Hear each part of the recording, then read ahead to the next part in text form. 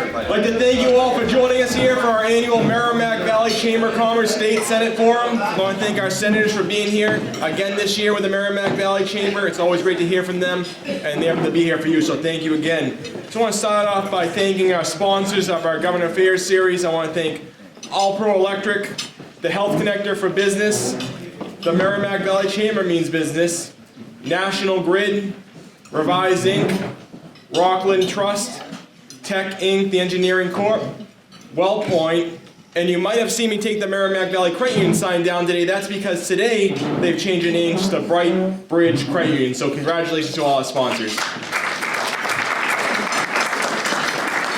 And my name is Michael Bevilacqua. I'm the president and CEO of the Merrimack Valley Chamber of Commerce. I want to thank Joe and Mary Beth for all their help with the different chamber activities. We'll be hearing about some of those shortly, but I want to get started by introducing our chairman and our moderator for today, Michael Sullivan. So welcome, Michael. And Michael's with T.A. Sullivan Insurance. Yeah. Well, thank you, Michael, and thank the senators for being here, and thank all you for being here.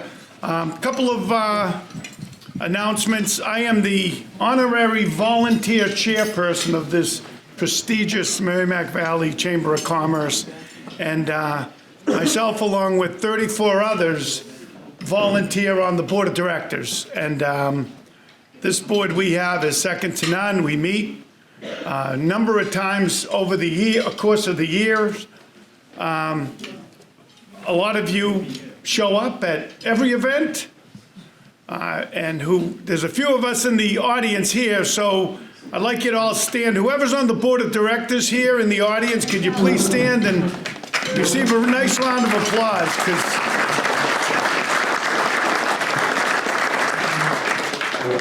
And we want to thank you again for a wonderful beginning of this year. So we have a couple of mayors here. We have our host, Haverhill Mayor, Melinda Barrett is here. Thank you, Madam Mayor, for being here.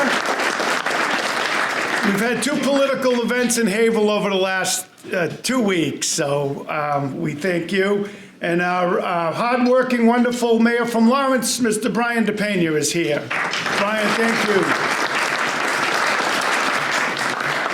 And I want to acknowledge a special shout out to probably the longest serving board of directors chairperson of the political committee, Mr. Cal Williams down here. So Cal, how about a round of applause for Cal?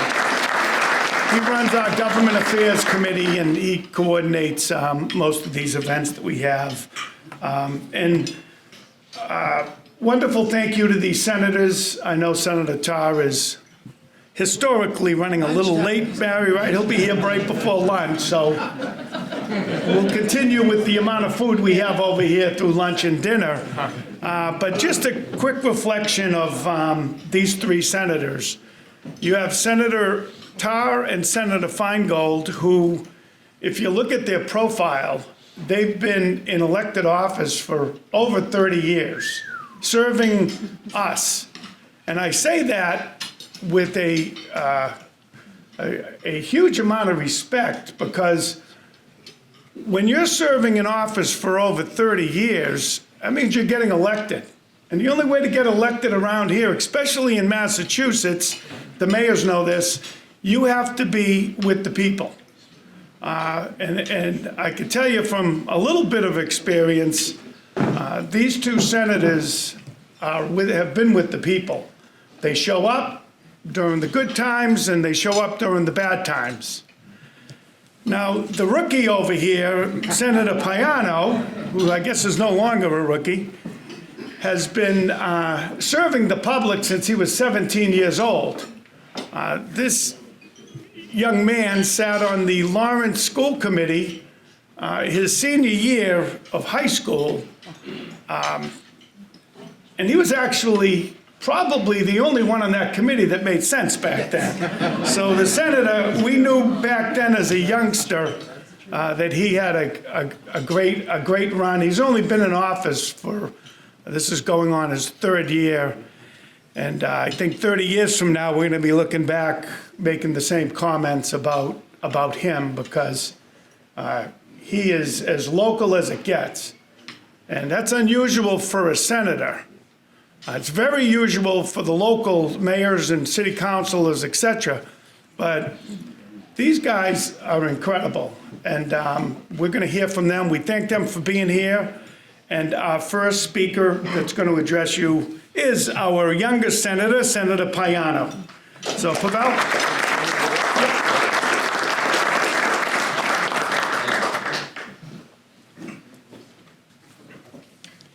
So sometimes people, forget that Michael Sullivan was also Mayor Sullivan. I'm a big believer. I think it runs in Dominican culture that when someone comes into office, that they hold that title forever. So I call you a counselor. 40 years later, I'm like counselor, mayor. Also one of the best mayors we've had. People say, why? I'm like, well, because he hired me. So no, I'm super grateful. So I think my love for public policy, my love for politics started at a very young age. And one of the things that I'm extremely grateful was that the city of Lawrence took a chance on a 15-year-old to work a part-time job as assistant to the recycling coordinator. And I came out of that job knowing a lot about recycling, a lot about trash, which is also one of the highest expenses in any city. The rest, it's its own story, I guess. But no, I want to thank Joe and Michael Bevilacqua for hosting today's State Senate Forum. And thank you all for being here early this morning. I really came here for the certificate. No, just kidding. I came here to see all of you because, as Mayor Sullivan said, the work that we do, it's local. We don't know what's going on across our districts, across the Commonwealth, unless people like you tell us and have these discussions with us. So I appreciate everybody that earlier on came to me saying that they'd love to have a conversation. They'd love to have us do a tour. I love those. So we'll make sure that happens. I love being here for the third time with my colleague, Senator Feingold, and I'm sure in a few moments, Senator Tarr. It is incredible working with these three individuals. I'm super grateful for the entire delegation that we have. So I cover Haverhill, Lawrence, and Methuen. And everyone from our colleagues in the state Senate, but also our colleagues in the rep, they do an incredible job trying to ensure that they are speaking for the people and that they're connected to the people and that they're advocating to bring in as many resources as possible to all three cities. Last year and the year before that, I served as the chair of the Small Business Committee, the Joint Committee, and it was a really, really great experience. One of the things that we did was, after months of getting different CEOs that were coming down to our office in Boston at the State House having conversations with us, myself and Paul McMurtry was our co-chair, we decided to take the committee on the road, because we were like, well, what we want to hear is from the regular folks that are unable to take time out of their day to go into Boston. So we had meetings in Lawrence, Worcester, all the way to Chicopee, a few other cities across the state, basically having conversations with business owners about the issues that they have, and a lot of them, it was very similar. It was access to capital. It was around professional development of their employees. It was around the high cost of housing and how hard it was to keep people when the expenses for them to live were so high. And we were able to take all that information and put out a report that we just shared with the new co-chairs of the committee, which is my good friend, Senator Adam Gomez from Springfield, and our very own Representative Andy Vargas. Now I start as the Senate Chair of the Joint Committee on Consumer protection and professional licensure. This means I am now leading conversations on everything from business licensing to professional credentials for how we protect consumers from predatory practices. For local business owners, this means we're looking at ways to reduce unnecessary regulatory delays and streamline how people get certified and start their work. For community organizations, it means we're thinking carefully about how we ensure more people, including immigrants and first-generation professionals, can enter the workforce and contribute their skill. I've served on a few other committees that I'm extremely excited about, and one of them is the Committee on Ways and Means, where we decide how public dollars are invested from everything from infrastructure, education, public safety, housing. This is where, I hope I can advocate for the Merrimack Valley to ensure that we get some big wins that directly impact our community. Last year, we were able to bring in funds for Make It Haverhill, which I'm sure for those of you that don't know, it's a community space that is helping people prepare for today's job market through digital literacy, English classes, and entrepreneurial support. One of the things that I appreciate about Make It Haverhill is that they do incredible outreach. They're not just creating a space, they're going out there into the community and bringing people in. I see my friends from the health clinic. One of the things that we did, we were able to allocate $250,000 to expand the Greater Lawrence Family Health Center's mobile health program. It's a program that reaches underserved neighborhoods in Haverhill, Lawrence, Methuen, and beyond. It brings healthcare directly to residents who might otherwise go without. This is good for public health. It's good for our workforce. When people are healthy, they're better positioned to work, care for others, and fully engage in community life.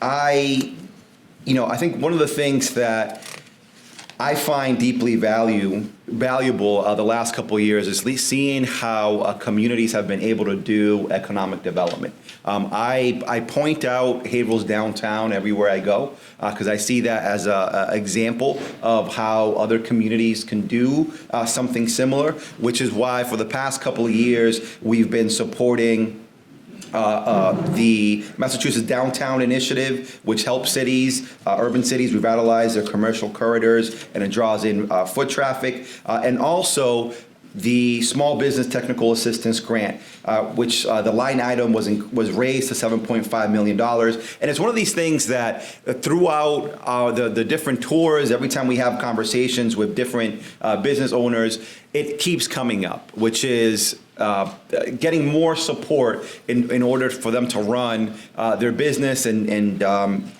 try to help them expand. I have been very proud of the not just the Senate but the entire legislature when we were able finally to make community college free.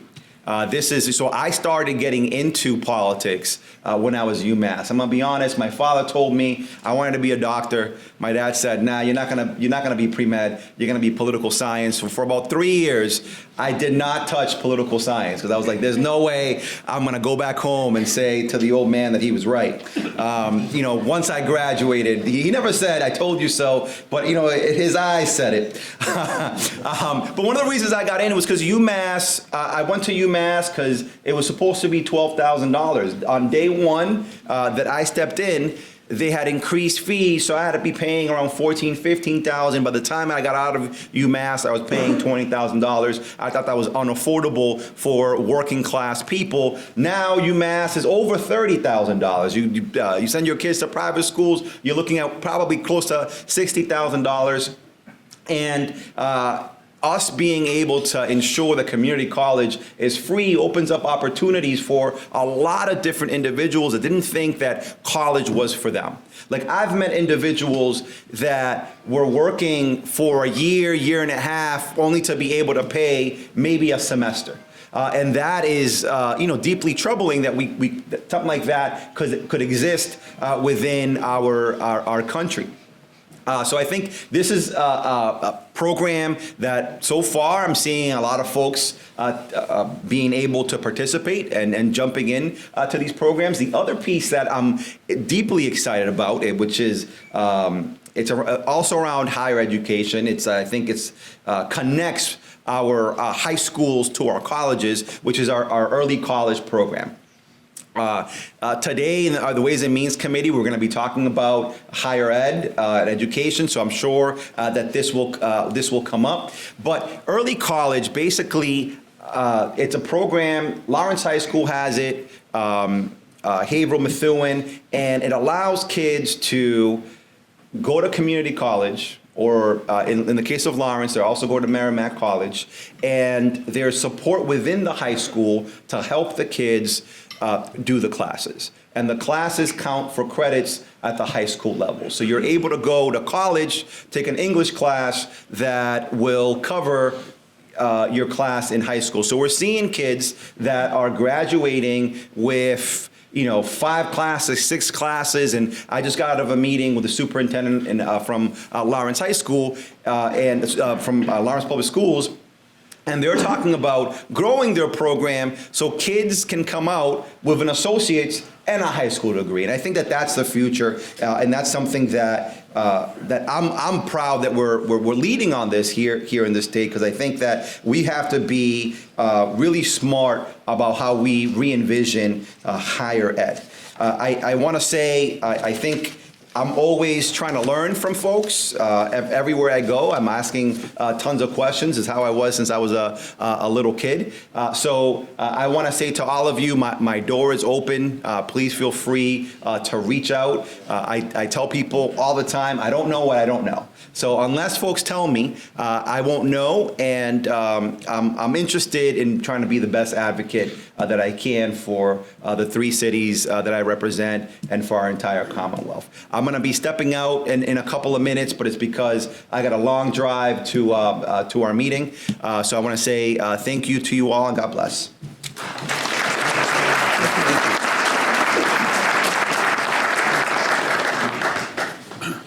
Thank you, Senator. We appreciate the words. And your certificate is right on your desk, so you take that with you, okay? I'm going to have Cal Williams come up and say a few words at this point, and then we're going to introduce Senator Feingold. So, Cal, Chairperson of Government Affairs Committee.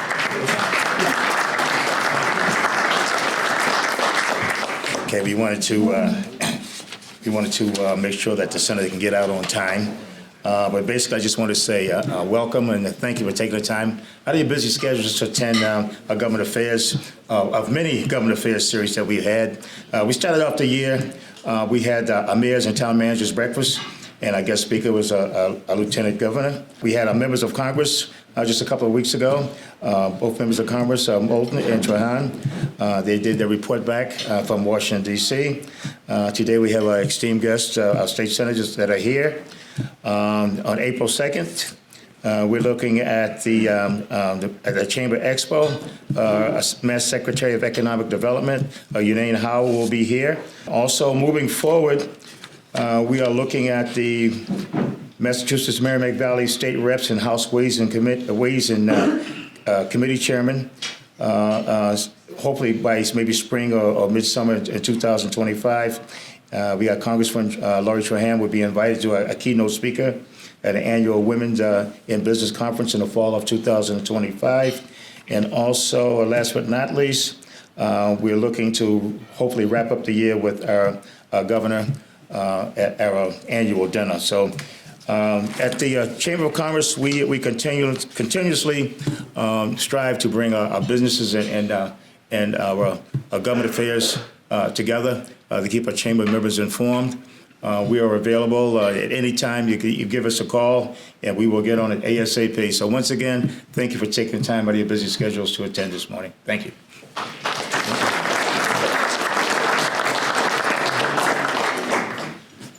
Okay. Thank you, Cal. Cal's been serving the chamber for over 30 years, so thank you so much, Cal. We appreciate it. So I mentioned the 30-plus years of serving the people of this great state. And Barry Feingold, if you look back at probably the development that's taken place and took place years ago in Andover, Lawrence, Tewksbury, Draker, now some Haverhill, the billions of dollars that have come into these cities and towns, the schools that have been built, the new construction going on. Barry has had his hand in all of this.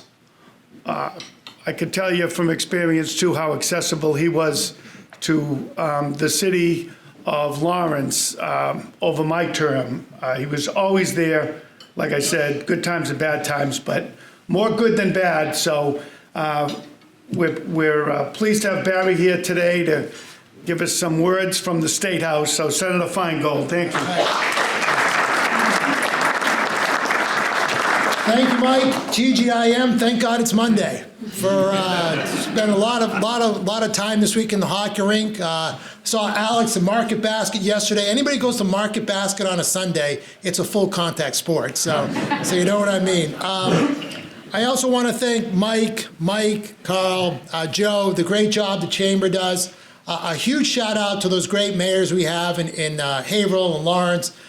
You know, if you walk in downtown Lawrence, you see the incredible excitement going on. And anybody that hasn't been to downtown Haverhill, it is amazing what's going on in downtown Haverhill. So Mayor Barrett, Mayor DePena, they deserve a round of applause for the great job they're doing.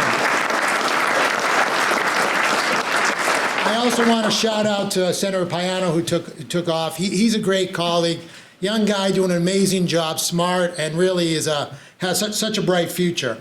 So I have a question for all of you. Who here is part of an entity that has a website? Raise your hand. Come on, it's Monday. Raise your hand. How many of you are able to work remotely? Raise your hand again. How many of you have any of your customers or people you work with, are able to interact with you via the web? Okay.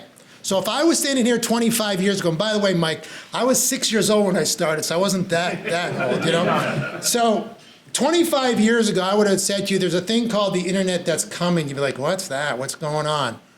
Well, if you haven't focused on artificial intelligence, this is the next big thing. And if you don't have chatbots yet answering customers, if you don't have supervisory AI yet, you will. And how we think about that and how we deal with this as a state is something I'm highly focused on. I'm chair of the Economic Development Committee, and we are not going to win what we call the foundation AI. What's foundation AI?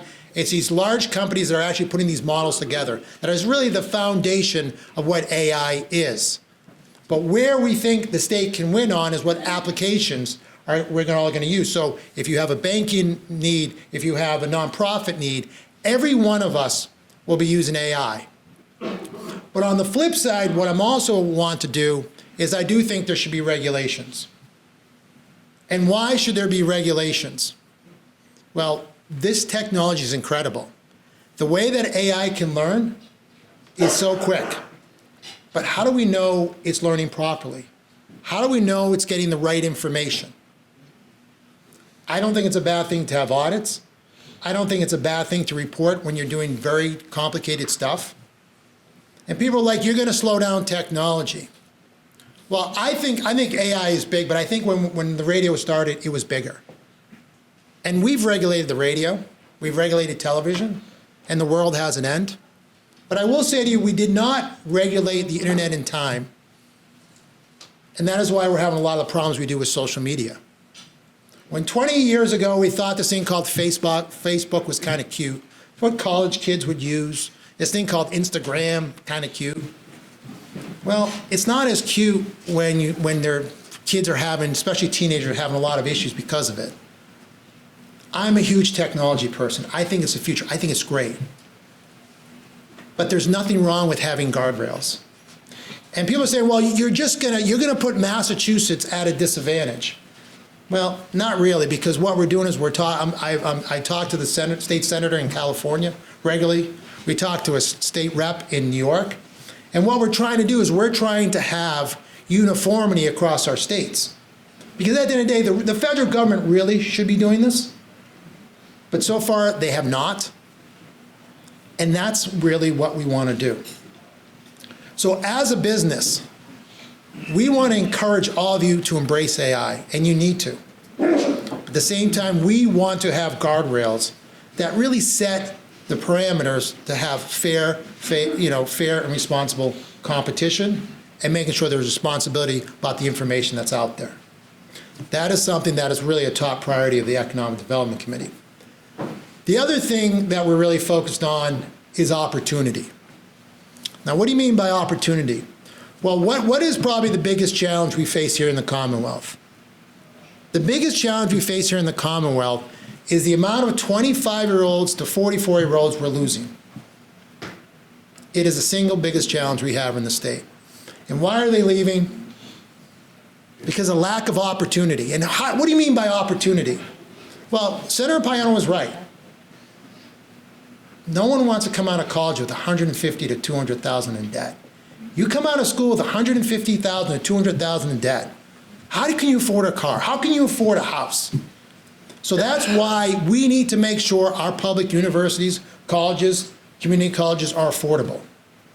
And when we send kids to places like UMass, 70% of the time they stay here. So that has to be a top priority. And when these young people graduate, we need to make sure there's great jobs. That's why in the economic development bill we just passed, we put money in for clean tech, for biotech. Like, we're going to think about differently how we power our communities in the future. We're going to think about differently how we cure people in the future. And that's going to happen here in Massachusetts. And the other thing is we have to get people to be able to get into Boston or other communities that doesn't take hours to get in. That's why this delegation is pushing hard for the Haverhill-Reading line to have trains that run on the hour that's predictable. Like, everybody talks about the T in Boston. What we're focused on is the T in Haverhill, Reading, and our line. Yeah, you can clap for that. All right, Joe's giving me a clap, so you can clap too. It is. And that is something that we have to do. But the single biggest thing that we have to do is we have to create more starter homes in Massachusetts. In the town of Andover, I was talking to a developer, and he said to me, Barry, I would have loved to build more houses, but I couldn't. 1 acre zoning. He had to build 1 house per acre. So those houses are $1 million plus. Who can afford that? But if you would have let him build 2 houses per acre, he could have put double that and the houses would be half the price. That's where we have to go. We have to, as a Commonwealth, have to build 200,000 houses in the next 5 to 7 years. It's not we need to, we have to. Why does that matter? Why does that matter to all of you? Because if we continue to lose population, first of all, you're not going to have the employees you need to run your businesses. But we're also going to lose clout. What does that mean? We're going to have less Congress people, we're going to have less electoral college votes, and that doesn't help our state. It is too expensive to be here in Massachusetts, and we have to change that. The other thing that we passed is we passed the thing, by right accessory dwelling units. So if you own a single family and you want to put an accessory dwelling unit, that is now by right. So I think about this a lot. I'm the sandwich generation. What does that mean? I got young kids who are, soon going to be graduating college, and I have 80-year-old parents. I'm sandwiched in between. I'm worried about both of them.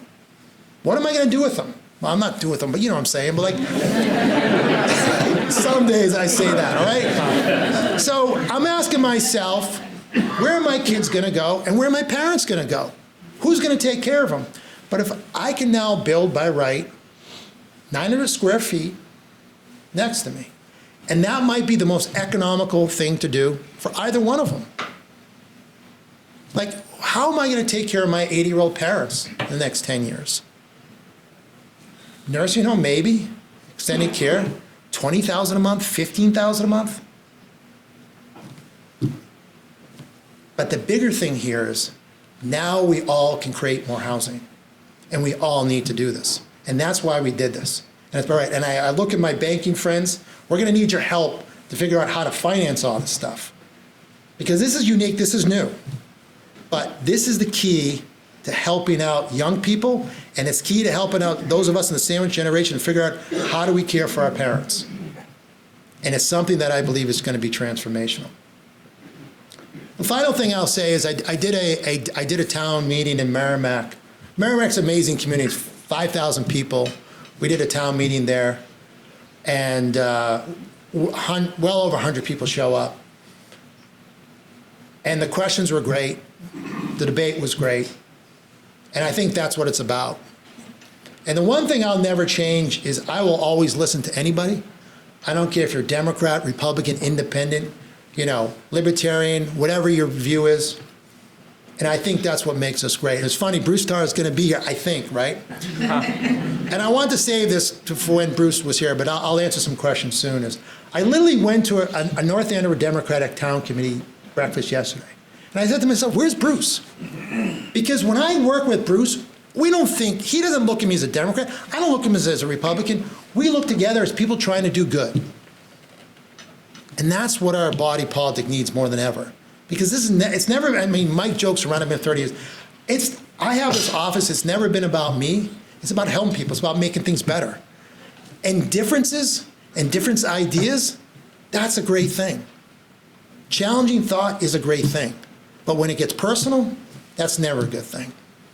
And that's how I will always conduct myself, where it's about ideas and thoughts and listening to people and just trying to make things better. So with that, I'm going to, what they call, stall a little bit before Bruce gets here, and I'm happy to answer any questions, comments, words of wisdom. And if you don't ask me questions, I'm going to call on you, so you better stand up, all right? I'm looking, I'm telling you, you don't want to be that person, so. Hey Barry, I have a quick comment. Couple quick things. Sure. Just to resonate what you said. So I have a freshman in college right now, right? Yep. My first one out of my household going. And she went down south. Yeah. It was half the price Yep, of anything we looked at in New England. Yep. Half the price. half the price. And like, it's And the hard part is, they're down there, and guess when they look at apartment, $1,500, $1,600, maybe for a two-bedroom, $1,800. That same two-bedroom apartment, $3,000 here. And we got to compete with that. And the only solution to housing is supply. Rent control doesn't work, TOPA doesn't work, the only thing works is supply. And if we could grow our housing stock by 2%, we could lower rents by 3%. And that's why we need to build. So they say drill, drill, drill. I'm like, build, build, build, Mayor. One of the biggest problems we have here, we're building. We have Yeah, amen. 600 units coming Amen. online. They're all apartments. Yep, We need ownership. And Yep. when I talk to developers and say, I want you to build condos rather than apartments, garden-style condos, so somebody can downsize from a big house or be a college grad and buy a place, they give me the, it doesn't meet the performer. That comes from the banks. Yep. They're looking at a 7 to 10 year Yep. performer. And it doesn't meet their performer. But in a gateway community, we need home ownership. We need that ability for somebody to plant roots in our community or stay in our community that lived their entire life here rather than go someplace that has housing. How do you fix it? yeah, I think that's a awesome, really, really good question. So we do finance a lot through, MHFA, and I think we have to kind of turn a little bit and say, instead of it being rentals, I think it can be, condos.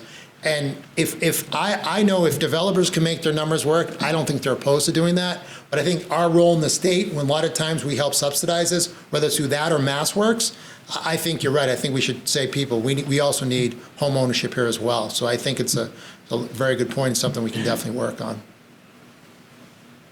Chris? Hey Barry, I'm going to piggyback on your T comment and the train.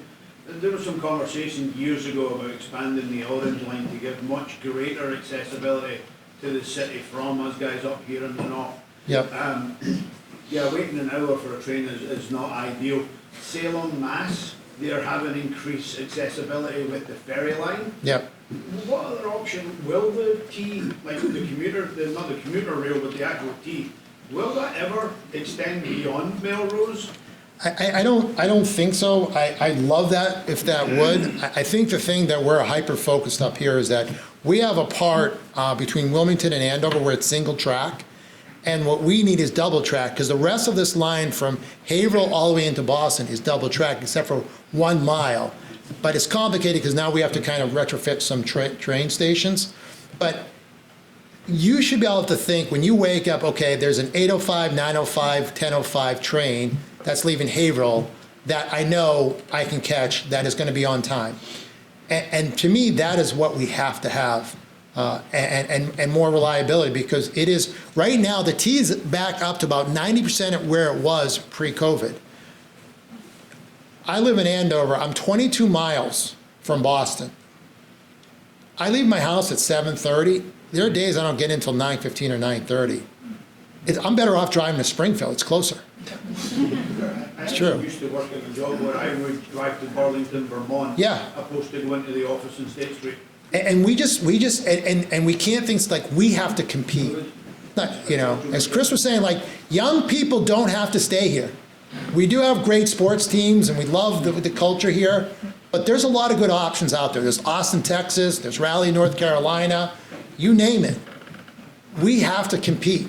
And as a chair of economic development, that's all we think about. I know Yvonne Howe is coming here in April 2nd, and I'm telling you, one of the brightest people I ever worked with in state government, like, that's all she thinks about.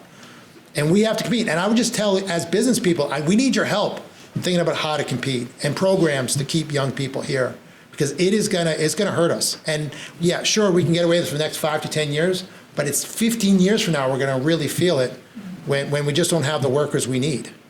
As chair of the economic development, where do you see the economy going? I mean, this side says the economy's booming, this side says it's not booming, we're looking at a recession probably in the next 8 or 10 months. Where do you see, where does your committee see? So we look at, I'm going to answer this in multiple levels, and I'm not trying to be a typical politician where I don't directly answer the question, but I'm going to throw some statistics out at you. So the way we really judge the economy in Massachusetts from the state levels, we determine what's our revenue. Income tax, sales tax, capital gains, okay? So right now, the state is doing pretty well, but we're starting to see pullback on those levels. So what does that mean to us? It means people are spending less, they're probably making less in the market because our capital gains isn't as strong, and we haven't seen income tax pull back. But we're concerned about some of the pullback we're seeing. You know, secondhand, I'm hearing from restaurants that people are pulling back, that they're not going out to eat as much. And my own personal opinion, I'm not a fan of tariffs, never have been, never will be.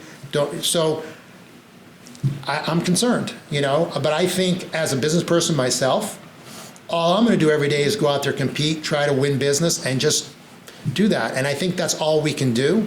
And we can't control what's happening on the federal level. I think Massachusetts is still pretty strong. I think fundamentally we're strong. I mean, we're going to take a hit with cuts that are coming from, you know, for education and healthcare. That's what we do in research. But I think our economy is pretty resilient. But I am definitely cautious, and there's some concern out there. And I think we'll know in 6 months if we see our sales tax numbers and our income tax numbers really start to drop, then we're going to have some trouble. But for now, we're still doing, you know, okay. Not great, but okay. So, and we had a question back there. Thank you for your participation, and I'm happy to hear your comments about AI. Yeah. I provide IT support, a lot going on in the back end of my industry. Yeah. And I'm glad to hear that you're communicating with New York, California. California kind of leads the way for regulation. And I know it's more of a national issue, but one of the things that I talk about a lot, and it's the scary part, is not so much the guardrails for the driver, but the threats, the hackers, the ransomware that is going on for the people that are driving, that are using AI. AI is being used by hackers to, you know, take advantage of people that are just doing normal business. What's the discussion at the state level Yeah, I mean, we think a lot about cybersecurity, and it's so hard. And it just a lot of time, it's just getting people, whether it's at the State House or your own business, just to try to think twice. Like if someone gets a request from John Howard and says, I want to wire out, please wire out $10,000, you gotta ask twice if that's really John. And that's the type of stuff that we have to train our employees on. Like think twice, because there's never been a time we're getting as rapid a fraud happening in all levels of government and all levels of private sector business. And it's really training our employees to kind of think twice about this, because these fraudsters are so good and they make these emails look so good, and it's hard. So, but two-factor authentication, all that stuff, I mean, those are things we practice in state government, and that's the things we need private sector to practice as well. I mean, one of the things I do is I go around to senior centers and talk to seniors. I'm like, Amazon never calls you. The IRS never calls you, and you can never get them, so they'll never call you either. If you think that your nephew is in trouble in London, even though he might be over there, think twice. But the level of sophistication is really scary, and we lose billions of dollars each year in this state to fraud. So, we're just hoping technology can keep up with it, and we have solutions, because it's a real challenge. Joe, in the back.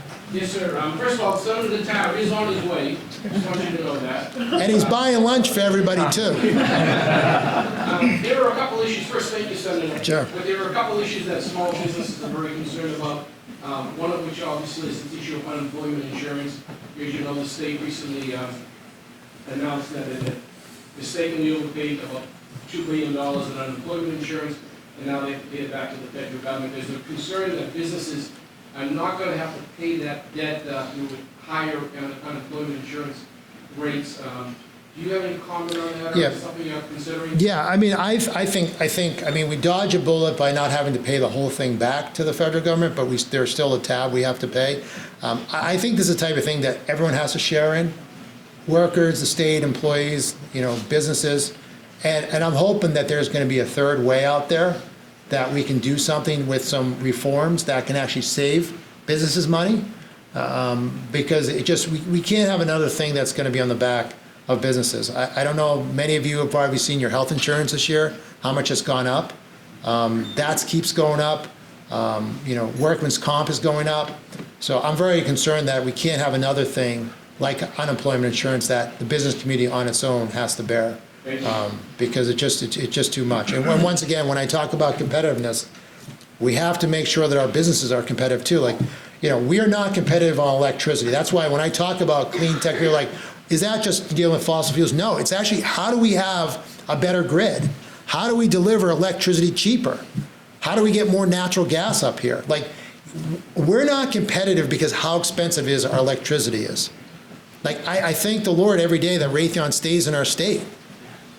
I mean, Raytheon in Andover and Duxbury, they do amazing work. They have saved so many lives through their Patriot missile. But they pay a huge amount of cost because of how expensive our electricity is, because how tough it is to get natural gas up here. We have to find a better way. Or does Raytheon stay here in 25 years? I don't know. But they're not competitive because of our electricity prices.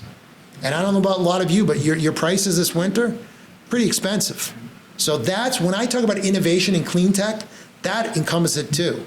We have to think differently about our energy as well. I can start singing. I have a trumpet. John, since I use you as an example, John. Barry, there's so many things to talk about. Yeah. Like he's talking about with AI and Yeah. electricity and Yeah. just the cost of power. But the one thing that when I look at the overarching umbrella, Yeah. the one thing that's approaching us and it's going to keep coming at us unless we deal with it Yeah. and talk about it as a conversation with us as citizens is the debt level. Totally. At the end of this year, we're going to be paying $1 trillion in Totally. interest payments Totally. alone. And they're projecting that's going to be, in the Wall Street Journal this morning, it's going to be projected it's going to be $51 trillion in debt by 2035, 10 years from now. Yep. So eventually, that starts to whittle away our Yeah. Medicare capabilities, our social security, all defense, it hits Totally. everything. because Totally. You're just paying interest. Yeah. How do we get that? Yeah, conversation? you know, Instead of and- everybody's fighting with each other, Totally. starts to come together to deal with it. Yeah, it's a great question. You know, I don't disagree with what the current administration is doing to try to rein in spending. But I would just go about it a little differently. So you think about in the 90s, the last time the federal government balanced the budget, what did they do? Bill Clinton worked along Newt Gingrich, and they made some really, really tough decisions. Think about this. They shut down military bases. There's nothing harder in politics than to shut down something like a military base. But what they did, they had a thing called BRAC, Base Realignment Commission, where they basically took a bunch of people and said, okay, politics aside, where's the best place and most effective ways that we should have military bases? And they made some hard decisions. They shut down Pease, they shut down Devens, they shut down Hanscom. And what did we all do? Yeah, it was tough at first. We redeveloped them. And it worked. So we have to think differently, but I would just love to have a different approach. I would love to say, okay, here are the things we have to have, these are things we need, these are things we don't really need anymore, and make those tough cuts, because we can't spend $7 trillion a year and only collect 5.2. The math doesn't work. One great thing about Massachusetts is by constitution, we have to balance our budget. So we don't have deficits, you know? And I've been around where we've had to make some really, really hard decisions when you got to cut and people get laid off, and it's never, never fun. But that's the reason why we actually have a rainy day fund where we actually have a surplus. And the federal government has to take that type of approach. And there needs to be some really, really difficult decisions. So I would just encourage the administration, the current administration, not to go away from making cuts. I would just do it in a different approach, where you look at the whole picture in total and then make those cuts from there.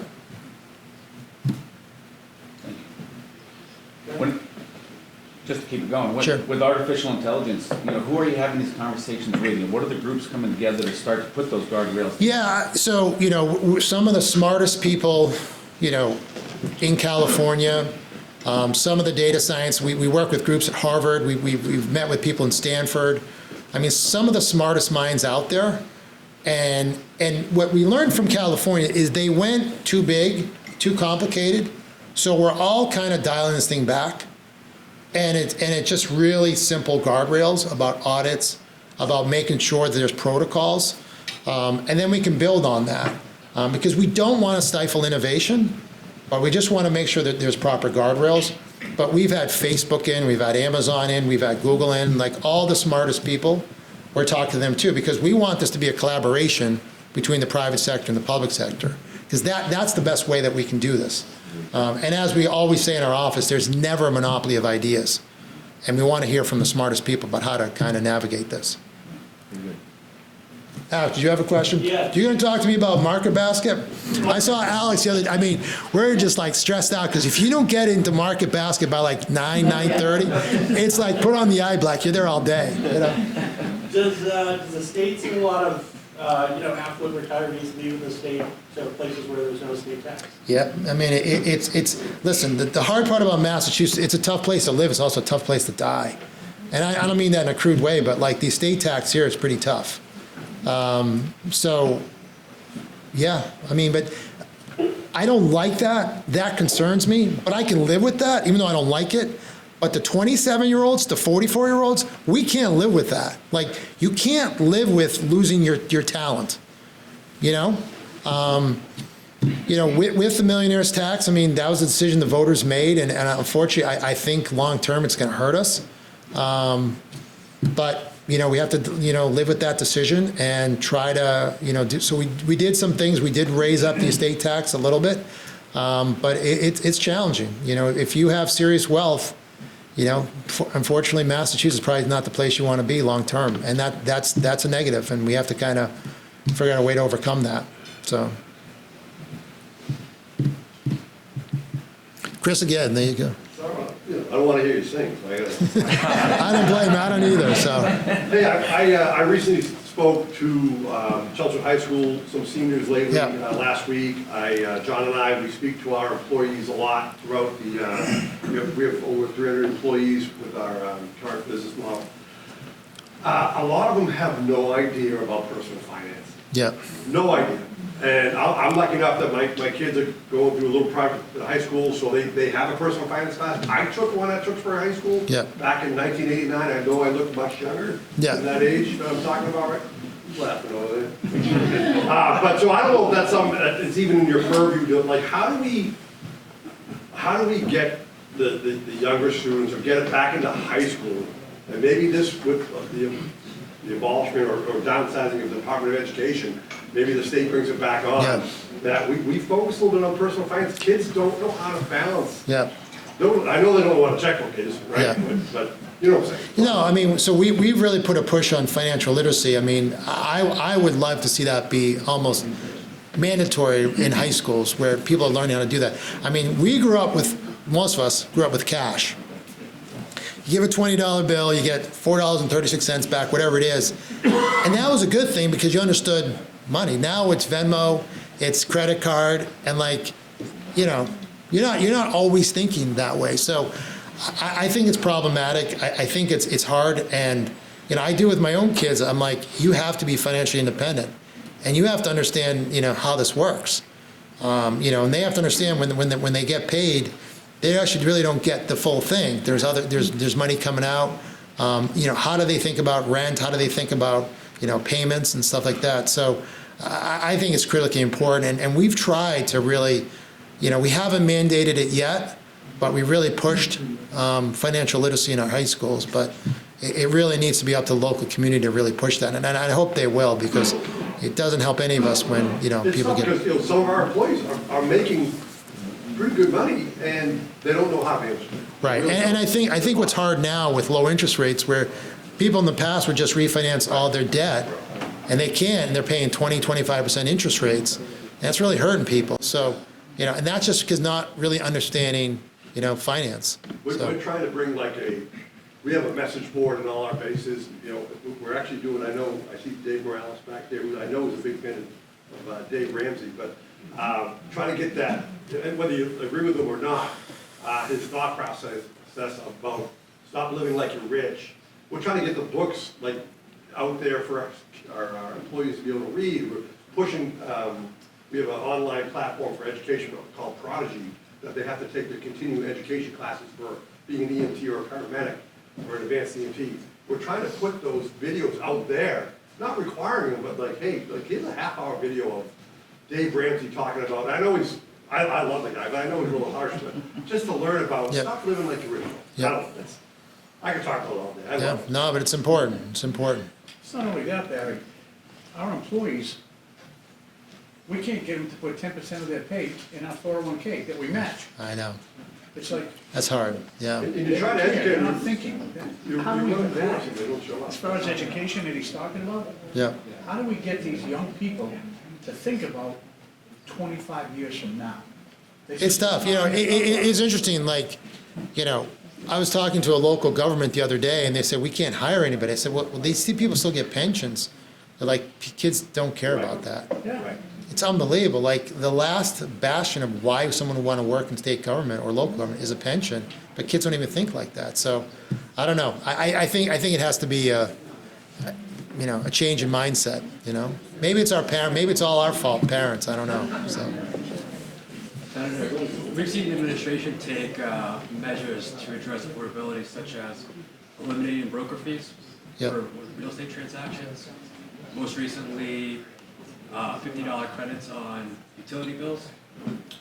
I'd love to hear your thoughts on the probability on the administration tackling, continuing these measures in, let's say, industries such as healthcare, for example. Yeah,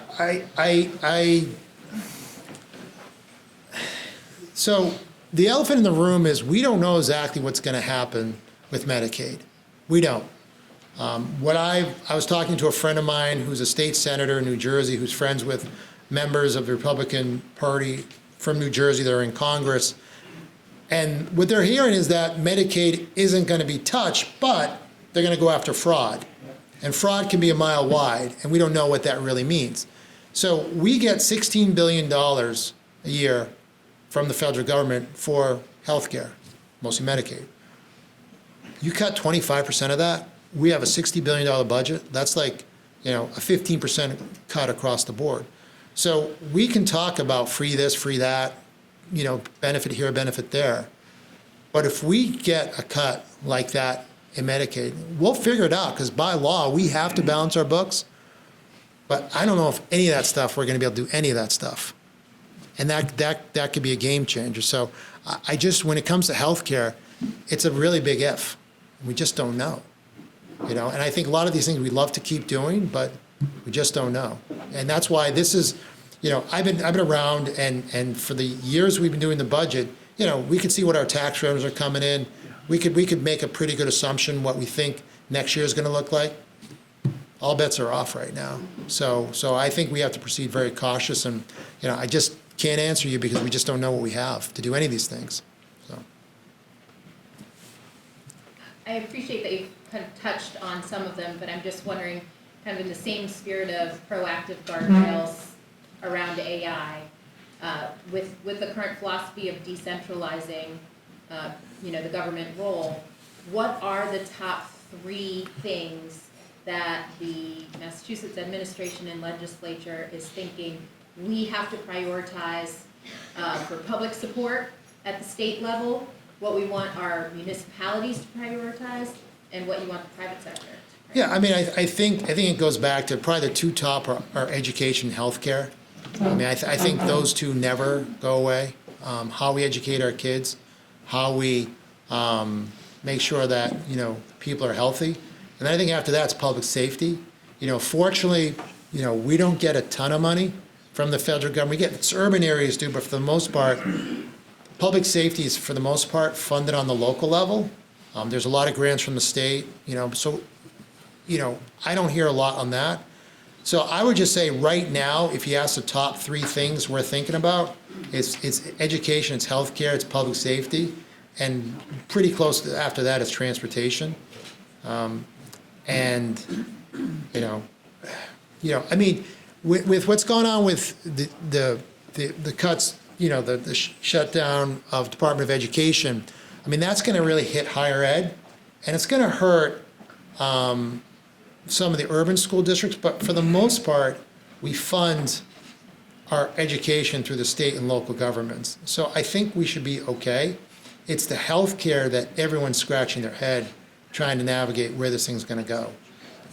And that just causes such kind of, because in business, in anything in life, you want predictability and consistency. Even if it's bad news, you kind of want to understand what you're going to be dealing with, so. Are you anticipating getting any revenue due to this shutdown of the Department of Education? And yeah, I mean, so helping to fund it here? we haven't heard anything, and I think it just kind of wait and see. So there hasn't been any type of, so far. You mentioned unemployment insurance and electricity bills. I'm looking to set up a small business since we're by the border here. Yeah. What are the biggest differences as far as taxes and regulations, New Hampshire versus Massachusetts? Yeah, I mean, listen, I'll never criticize New Hampshire, and I think it's a great state, but it is not as cheap as you think to start a business in New Hampshire. They find revenue too. So we're not far off when it comes to business to business. It's just your income tax is quite a big difference, and sales tax quite a big difference. And one of the things that Yvonne Howe, when she comes here, is going to be talking about is, we want the quick phone call to her office and say, what can I do to help you out? How do I get you set up quick? And, there's some things that we need to change, like an LLC charging you $500 a year if you're a small LLC. You should get rid of that. It's just not business friendly. But, you can start a business pretty easily here. But, there's, if you have employees, you got to think about workman's comp, health insurance, all that stuff, if you get to a certain level. But we want to make it easier for you to do that. So, but I'm happy to talk to you offline as a way that we could be helpful. So. All right, Bruce Tarr. Of course. Let's hear it for Barry Feingold. Good job. So I'm actually going to introduce him, all right? So, Bruce, I was talking, yesterday we were at 2 events together, and I told Bruce the story, and I'm going to say it again, is that, you know, I joked with him, like, how come you weren't at the North End Democratic Town Committee? And because when I think about Bruce, I don't think Republican, he doesn't think Democrat, you know, and sure, do we have disagreements every so often? But this is what it should be like. We really work well together. He's an amazing, amazing legislator, and we're so lucky to have him, even though he's like 5 hours late, so. Good to see you. You may introduce yourself again. I can introduce. Well, because we've been saying that Senator Tyree coming, Senator Tyree coming, Senator Tyree coming. Thanks, Joe. He's here. I want to say this is the first time I've ever been escorted into any event by 2 Bevilacquas at the same time. They were like a posse out there in the parking lot waiting for me to arrive. I wondered if they'd been deputized by the chief here in Haverhill to be able to bring me in. I'm not sure. Joe, I want to thank you for picking the location for this, the farthest it possibly could be from my hometown. I know you did a good job at that, and I want to thank my good friend Barry for being able to take questions and fill up a little bit of time. I'm telling you, you did an incredible job. Now, I'm still trying to catch my breath, so I hope you'll bear with me. But I do want to say that I agree completely with what Barry said. We have a tremendous bipartisan spirit in the Massachusetts State Senate. And every day we come to bring our perspectives and our thoughts and our different ideals to the table. But we do so with respect. We do so always seeking common ground. We do so having very, very intense debates sometimes, but always centered on principle and never on personality. And I, for one, think that is sorely lacking in the rest of the United States of America. And I'm proud to see it in the state Senate, and very proud to work with Barry and Pavel to be able to keep that spirit alive. I do want to say that this is, I understand, the 132nd chamber event of the year. And 133rd. 133rd. Thank you, Michael. Isn't Michael doing a great job? It's fantastic. Mike, do you still pass out those stars, the ones from the chambers? We got one waiting for you. All right, I appreciate that. I have a whole universe on my wall. But It's got the gold star, too. Oh, I get the gold star. But I am told that if you stayed, I was told the program was going till 9 o'clock, and Joe wanted to make sure that I gave you every minute's worth of what was advertised. But I'm told if you stayed, that you get free admission to the next chamber event. Yeah, and that's, you know, there's only about 300 left in the calendar year, so you can pick whichever one you want to go to. Tomorrow at noontime. Tomorrow at noontime. That's no surprise, Joe. It's not Andover. It's what? Your community. So thanks for having the one in my community tomorrow. I appreciate that, Joe. You can come back. But look, I know that certainly be happy to answer any questions. I know Barry has done that. But I just want to say to you, I think we all know we're in a challenging time in the Commonwealth of Massachusetts. We're in a challenging time in this country. And it demands that we all bring our very best to the table, and we do the very best we can to support our economy, to support our quality of life, and to support the culture and the character of who we are. In the Massachusetts Senate, we are working for all of those things each and every day. And I want to point out that one of the things that's happening that does not get enough attention is that we are in the middle of trying to change the rules of the Senate and the legislature. And just a short while ago, Barry and Pavel and I and our colleagues debated a set of rules that we think will improve the transparency and the efficiency and the accountability of the process. And I bring that up because you don't often hear about rules. They're not very glamorous. They don't attract a lot of attention except for when they don't work. But they're the critical guidelines and infrastructure by which we function. And so what are we trying to do? Well, we adopted a package of rules in the Massachusetts State Senate that work to improve the transparency and the accountability of our body, and hopefully, after we reach agreement with our House colleagues, will improve the transparency of the entire legislative process. What do I mean by that? Well, in the Senate, for instance, we were able to adopt amendments that I offered with bipartisan support to be able to increase the number of days that we have to read the state budget, the single largest document that we do on a regular basis. We went from 5 days to 7 days. We also increased the number of time for members to read that document and offer amendments. And I know that's important to a lot of folks. Joe's on the phone right now calling in one of those amendments. But being able to have the time to read that document and to offer amendments that are thoughtful and well-reasoned and effective and productive is critical.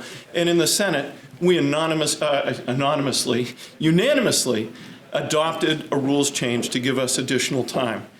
One more thing. In the Senate, we've adopted as part of our joint rules package that we are now negotiating with the House, the requirement that any time a conference committee, which is when we have 3 members of the House and 3 members of the Senate charged with negotiating a resolution between bills that have 2 different approaches to the same subject, that conference committee can't go into an executive session without a 2/3 vote of its members. Why? Because the power to go into executive session and shield the discussion from the public carries with it an awesome responsibility. And that awesome responsibility is that it should not be done unless a supermajority agrees with doing that. And so that was adopted in the Senate. Again, we're negotiating that with the House right now. Because you may not see it every day, but if you watch closely, you see that too often we have sessions that go too long into the night. You see that we have sessions where important bills all get taken up in the very last days of the session, when there's very little time to be able to fully consider them and adequately debate them. We're trying to change that. And we've had some agreement already with our House colleagues in terms of moving the date by which committees need to report from February in the second year of the legislative session to December in the first year of the legislative session, offering some hope that we'll be able to get bills out early enough in the session that they have time to be properly considered and properly debated if they get that far. So I encourage you all to follow that process. Follow what's happening with the rules. We are in conference committee right now, hoping to get resolution. We have not been able to agree to a set of rules in the last 2 sessions at least, and we're hoping that we're going to be able to get that agreement right now. The second thing I wanted to mention is if all of you have been watching, you've been watching the decline in the AIM Business Confidence Index. You know that usually it's been, in the last year or so, it's been around 55, 56, sometimes even as high as 57. But it's dropped to 50, and there's concern that it could even drop lower. Now, that's principally because of the uncertainty that we have in our economy, and in our world for that matter. But we have an obligation in the Massachusetts State Senate to stay focused on the basic fundamental building blocks that are within our control and that can be so impactful. And what are they? Well, number one, we have to stay continued to focus on the cost of energy in the Commonwealth of Massachusetts. Everyone knows, I've spoken about it at this microphone before, that we have among the highest electric costs in the United States of America. And that was true before the most recent escalation in energy bills that has been so well reported in the news. We've got to do better. And we're going to continue to look at that and be able to move forward. And the challenge, of course, is we are on a very ambitious plan to decarbonize our emissions within a very short period of time with legally enforceable benchmarks every 5 years or so. So reconciling those 2 things is an incredible challenge. We can't abandon our mission to reduce carbon emissions, but we also need to understand that the cost of electricity and energy is crippling to household budgets and to employers in the Commonwealth of Massachusetts. Second, we need to continue to look at the cost of health care. The Senate over the past year has been very aggressive in trying to look at the cost of pharmacy, one of the cost drivers that drives the overall cost of health care in our Commonwealth. We tried to look at a number of different tools that we think will help us be able to make things better. We've, for instance, tried to contain the cost of the medicines that help us control chronic disease, like diabetes and congestive heart failure. But we've got a long way to go, particularly in a state that does so much research and development in the pharmaceutical industry. We have leadership, and that leadership is producing drugs that cure disease all over the world. But we need to use that leadership to work on cost containment even more than we already have as well. Along those same lines, one of the things that we always continue to face over the last several years, but it's getting more acute now, is being able to retain and recruit primary care physicians in the Commonwealth of Massachusetts. Now, we know that that's important for a lot of reasons. Number one, right now, primary care physicians provide a significant amount of the care management that occurs in our state by managing referrals to other doctors and other treatments and other specialties. That's important in terms of cost containment. Number two, access to timely care through a primary care physician is important to saving dollars later. And number three, our quality of life and your ability with us to attract other employers and other employees is going to be dependent on the health of our healthcare system. The last thing I want to mention, and again, I'm happy to take questions, and I know that we are now at 9:10, and I know Joe said that courtesy of the chamber, lunch will be served very shortly here at the Merrimack Valley Country Club. But the last thing that I want to mention is something that I'm very proud of, and that's the work that we've been doing on the Merrimack River. I think we all know that the Merrimack River is a critically important resource to everyone in our region. In fact, it supplies drinking water to over 600,000 people. Now, the Merrimack has had a very storied history, and we know that there was a time when it was in very, very tough shape. We know that when the Clean Water Act of 1972 came into being, there was a tremendous effort to remove industrial waste and industrial discharge from the river, and that was largely successful. But since that time, we have had other sources of pollution that we need to be able to work on. And the one that we're trying to confront right now, and I want to give a shout out to Gerard, who's here, in the Merrimack Valley Planning Commission and the Merrimack River Watershed Council, who've been doing tremendous work. But the threat that we face is that combined sewage overflows, where rainfall water overtakes the ability of the plants to treat, and as a result, untreated sewage discharge goes into the river. We've been having too many of those that are causing a real serious issue for the health of the river and the ecosystem.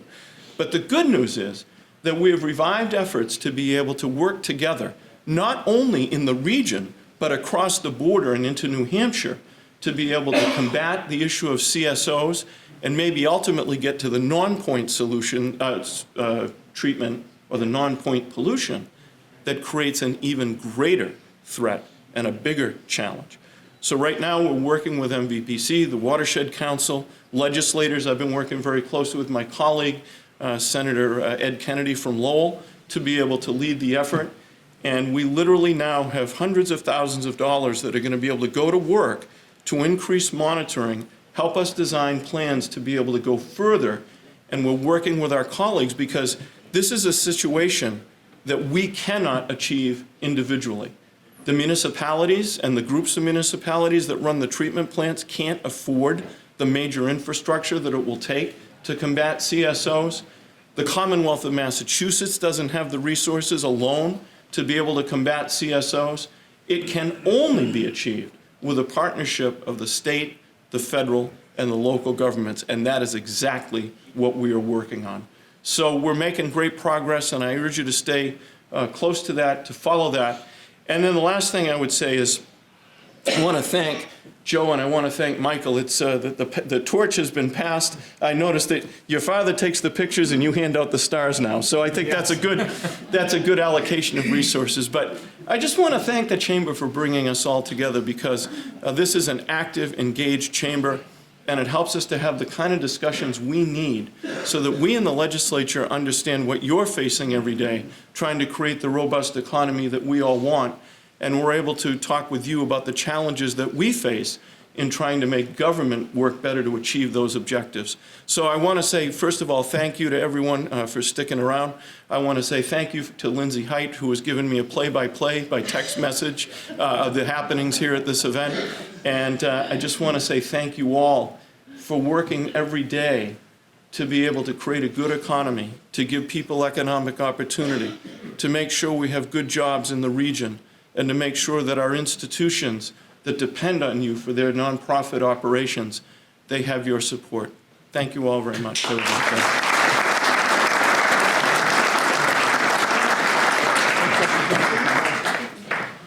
Just want to say thank you all for joining us again. I want to thank Senator Payano, who was here earlier, Senator Feingold, who spoke and answered a number of questions. Thank you very much.